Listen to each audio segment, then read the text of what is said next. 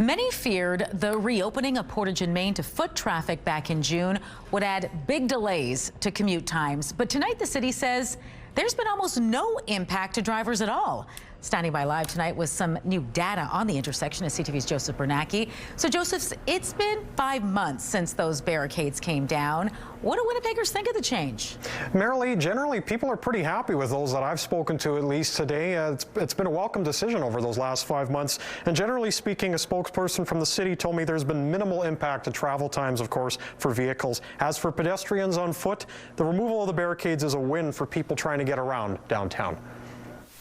David Crone was one of the first people to walk across Portage and Main back in June. I crossed the morning of. I was there at 10 o'clock in the morning when they opened it up. The executive director of Cerebral Palsy Association of Manitoba lives with a condition which limits his mobility. He says the reopening was much needed for the accessibility community. It removes barriers. All those invisible barriers that people, if they're not using a cane or a wheelchair or walker or whatever that situation is, even just navigate through space. Crone says on average he crosses here once a week on foot. He says he is surprised to see so few people using the crossing. I really don't see a lot of people crossing, to be honest.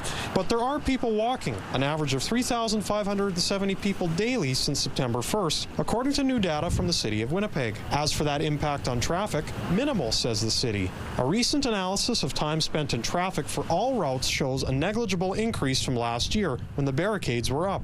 Mayor Scott Gillingham says that's encouraging. There was a lot of doomsday, kind of noise that before it opened that, there would be a lot of accidents and traffic delays would be long. That just hasn't happened. Morning travel on 2 routes was unchanged year over year. Travel time for the other 2 increased by less than a minute. Afternoon travel time on 1 route actually decreased and increased on the 3 others by 1 to 2 minutes. City Councillor Janice Lukes put forward a plebiscite motion back in 2018 where Winnipeggers voted no to opening Portage and Main. She says it's a relief because city engineers had forecasted much worse. Every traffic flow is going to be all over. It was traffic Armageddon, right? And none of that happened.